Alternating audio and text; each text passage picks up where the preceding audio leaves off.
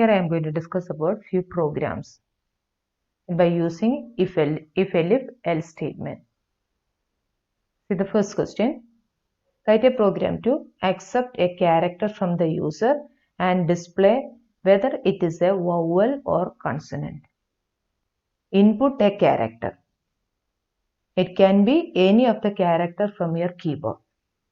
Input a character and check whether it is a vowel or consonant. So that is all about the question. So I will start the Python screen here. Now I am going to input the character. So ch is equal to, here I am not using the int function because we need a character that do not want to convert into integer. We have to input a single character and check whether that character is an vowel or consonant. There you don't need to convert that into integer. We need the input in the form of a character itself. So I am just using input function. Input, enter a character. See that? We are going to input a character over here. Now when you input a character, that will be stored inside the variable ch. Now whatever there in ch will be an alphabet or a consonant. Here you have to input any of the alphabet. Just input any. Don't use the other characters in the keyboard. Just input any of the alphabet. And check whether it is a vowel or consonant. For checking, we have to use if statement. I am going to check if ch. See, I can check the multiple condition by using if statement. And that can be combined by using OR operator. So, any of the vowel, A, E, I, O, U. A, E, I, O, U can be capital letter or small letter. So, I am going to check the small letter by using one condition and capital letter by using another condition. So, you have to check it as a vowel. Vowel means A, E, I, O, U characters. So, that can be either capital letter or small letter. Here in this case, I am going to check the small letters in one condition and capital letters in another condition. So, this can be combined by using this small alphabet, small vowels can be combined by using OR operator. So, I am going to use ch is equal to a. See that it is small letter. ch equal to a, whether it is a, or I can use it OR operator. Again, I am repeating the same variable. Equal to AE, or second condition, third condition, ch is equal to AE I. Next, or ch equal to O, or ch equal to U. See, all the condition I mentioned over there. All the conditions, if ch equal to A, E, I, O, U, or ch equal to U. Then that is all about that condition part. Now we can see, I'll show you the, yes, semicolon, press the enter key. Now here one condition, I didn't close this comment statement, that is why it's showing in green color. And I don't know whether you notice this one or not. I didn't close this comment statement. And this is in green color itself. And after that, when I press the enter key, after keeping the colon over there, when I press the enter key, the cursor is coming on the left side. It is not coming under the indentation of if statement.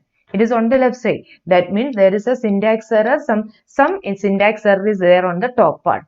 So I just want to close the comment statement here. I didn't close that one. I'll close it here. This is the comment statement. See. Yes. Now it is okay. The color is changed. And when I press the enter key over here, you can see the cursor is coming just below here. Now, so if this is the case, I can say print.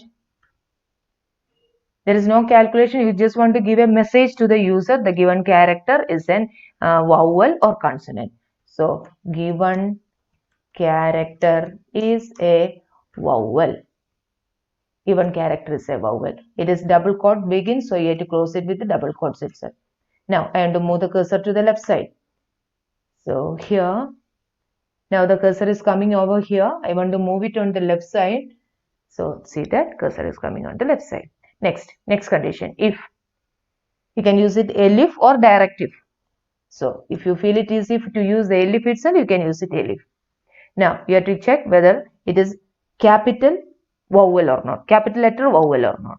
Again you have to use the same condition. So I am going to write CH is equal to capital A or CH equal to capital E or CH equal to capital I or CH equal to capital O, A-E-I-O-U or CH equal to capital U. See that? Just colon. Now check all the syntax is correct or no. See here, I just use open the single quote and closed with the double quote. It's single quote. Now press the enter key. Check it whether it is coming the correct indentation. Yes. So I can say print given character is a vowel. So now you check whether it is a capital letter vowel or small letter vowel. Next, else. So both the condition you check. Next, else, we are going to say the given character is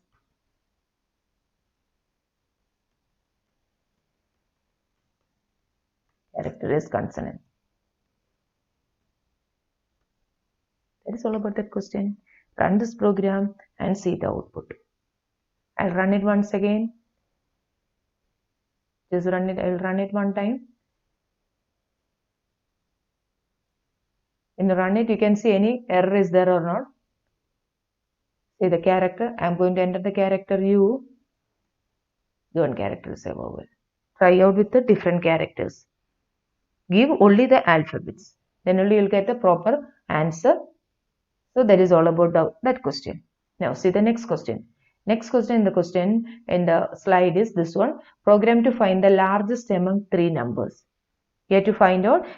We just done the previous video. We done one question. Program to find the largest among two numbers. That is among two numbers. Now this question is you have to find out the largest among three numbers. See, I'll write the question. I will open the Python screen. I'm going to find the largest among three numbers. Comment statement. Largest among three numbers. Largest among three numbers. Yes. Now, how many numbers you have to input? Largest among three numbers you have to find out. So that means how many inputs are there? There are three inputs are there. You have to input three numbers. This is a number, so I am going to use the int variable, int function over there. Say enter the first number, enter the first number. Now the same way you have to input the remaining numbers also. Remaining two more numbers you have to input. So I am going to input the next number. See here, change this variable. It is B and enter the second number. Next we have to input the third number, enter it, enter the third number, and it's in the variable C. This question you can do in different methods. I'm going to use the simplest method. We input the three numbers. Now I'll write the condition here. You have to find out the largest among three numbers, A greater than B and A greater than C. See this condition. If A greater than B and A greater than C, who is the largest one? Yes, A is the largest one.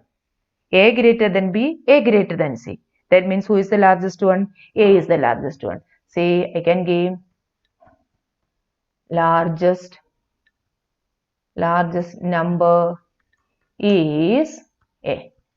That's all about that condition. Second condition I am going to check like this. If B greater than A and B greater than C. See, another condition. Second condition. If this is the case, who is the largest one? Yes, it is B. So I can write print largest number is B. Largest number is B. Again, if you want, you can use elif also.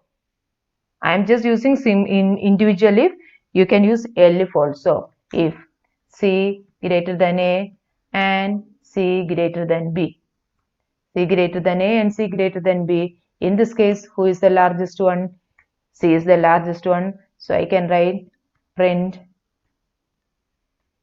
largest is C. Largest is C. In the program, see the output. This is all about this question. Simple question. You are checking individual if conditions are you using there. You can use elif also. So if A greater than B, A greater than C, then A is the largest one. Same question you can do it in another method also. Now you have to copy this program into your notebook. First copy down this method. I'll show you the second method also. See, I can write the second method this way. You have to input. Yes, if A greater, you have to input 3 numbers. That is already there in the question, already there in the program. Now, I'm just checking A greater than B. If A greater than B, I am checking the second condition. Instead of giving 2 conditions in a single if, previous question we are given 2 conditions in a single if. Here I am going to use individual if. If A greater than B, then I am going to check A greater than B, then I am going to check A greater than C. A greater than B, if the condition true, I am checking A greater than C. If it is C, if it is greater, then I can say largest is A. Largest is A. Now, else. See the place where I am writing the else. Else is coming under the if, second if. So that means this else is the else of this if. See, the place is here. So this else is the else of this if. That means A greater than B, but A not greater than C. That is the way the condition is coming. If, see then, the indentation is coming over there. That means this else is the else of this if. That means A is not greater than C. A not greater than C means who is the greater one? C is the greatest one. A greater than B, condition true. Then you are checking A greater than C. It is not true. That means who is the largest one? C is the largest one. See, I can write print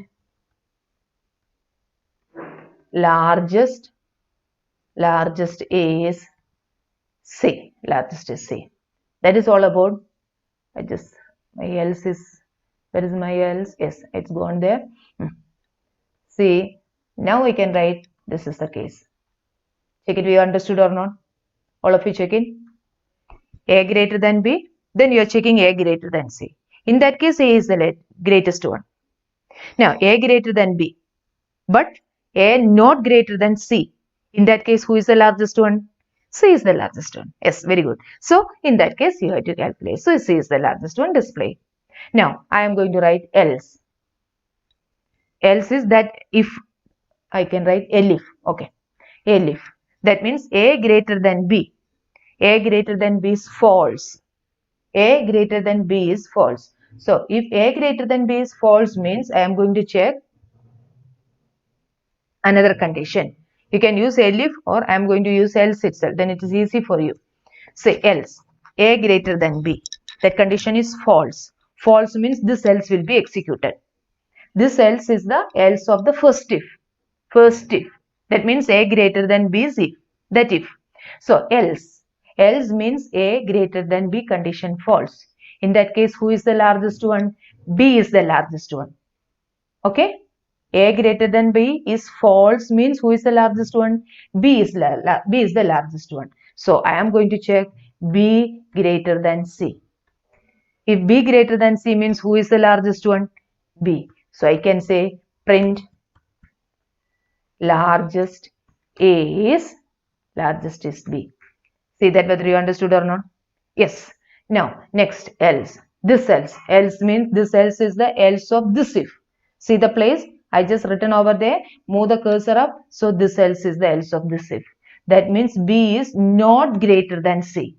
B is not greater than C means who is the largest one? B is not greater than C. That B greater than C condition false. False means who is the largest one? C is the largest one. So I can write print largest is C. Print largest is C. That is all about the question. Now run this program, see the output. One more time I'll explain. We are checking A greater than B. If it is A greater than B means we are checking A greater than C. That condition true, A is the largest one. If that condition false, C is the largest one. Now the first condition is false. First condition is false means A is not greater than B. Then who is the largest one? B is the largest one. So I am checking B with the C. If B greater than C means B is the largest one. Otherwise, C is the largest one. That is all about that conditions. So this is the way you can do that program. Now run this program. I'll run it. Check the output. Sample 70. Sample 7 is already there. So I'll give sample 80. Error is there. Find out the error. Yes, there is a comma is missing. Put the comma.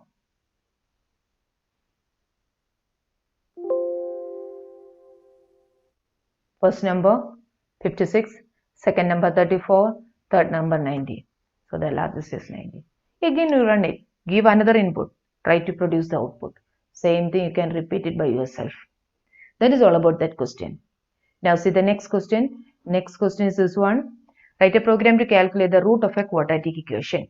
You have to calculate the root of a quadratic equation. I just given the question, equation is over there. X is equal to minus b plus or minus square root of b squared minus 4ac by 2a.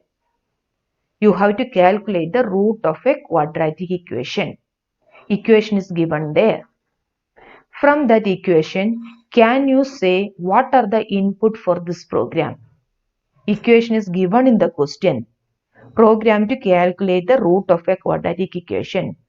Yes, equation is there in your hand. Now from the equation you can say what are the input of the program. Input of the program is value of A, value of B and value of C. You have to accept the values of A, B and C variables.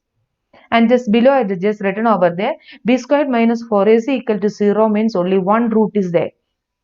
So that means this part is 0. This is 0 means you have only one root, that is minus b by 2a. You have to calculate minus b by 2a. This part is 0. Now b squared minus 4ac is greater than 0. Then you have two root is there. That means you have to calculate minus b plus b squared minus 4ac and minus b squared minus 4ac. B squared minus 4ac less than 0 means there is no root, they are the imaginary root. So three different conditions you have to check. This value equal to 0, greater than 0 or less than 0. That is all about that question. The first step, we have to input the values of A, B and C.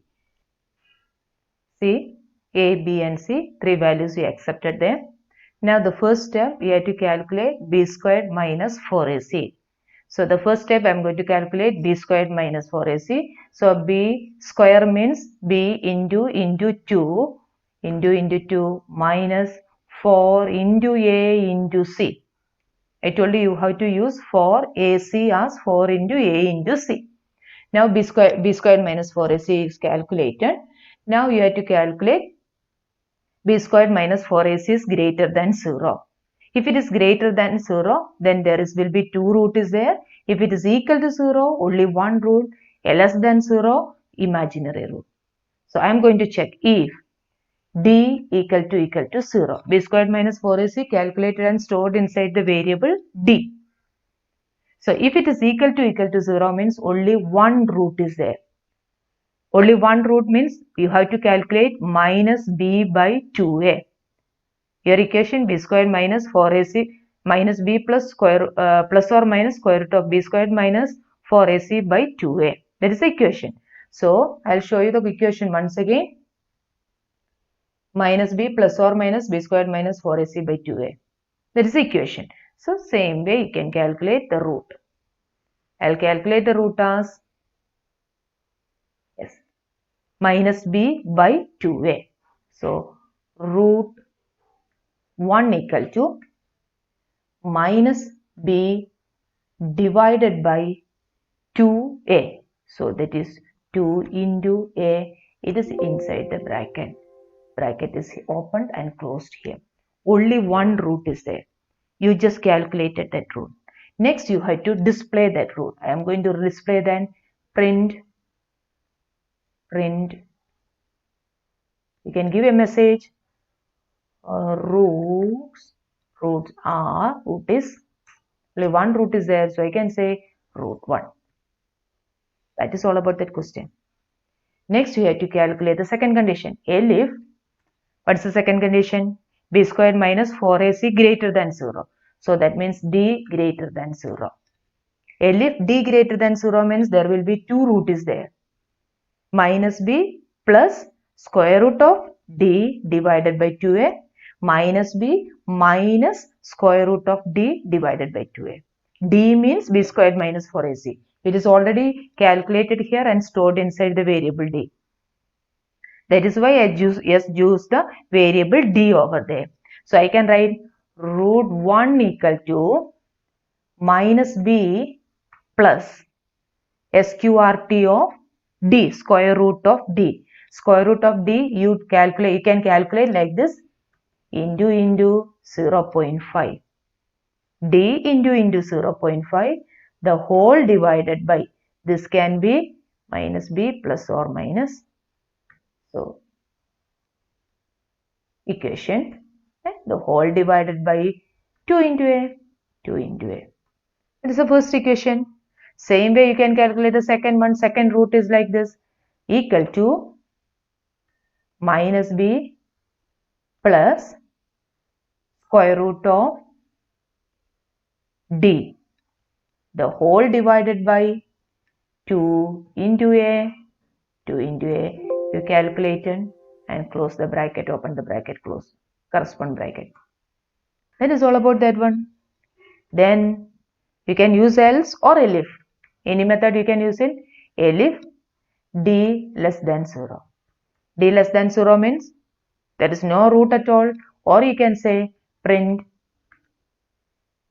imaginary root.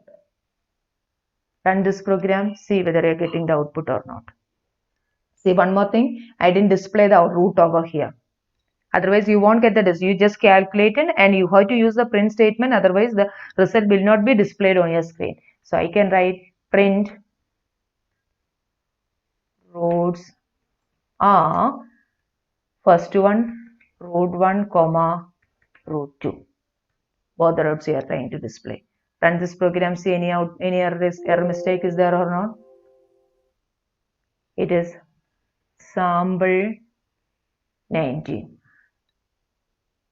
Enter the value. First value is 3, second value is 2, and third value is 6. So this imaginary root. Calculate the second, give another value. I'll run it. I am going to give first 2, second value 4, and third value is 2. Root is minus. Only one root is there, that is minus 1. Same way you give different values and you will get the answer. Try out all possible combination. That means imaginary root combination, then single root combination, and double root combination. Both the combination you try out, input the value and produce the output. So that is all about that question. Okay children, try out all these programs in your system and copy down in your notebook. Study this program, how to do by heart all these things. You have to try by yourself. After copying down into your notebook, second time again do the same program. Then only you can study the programs. Okay children, next class we can study the next program. Thank you.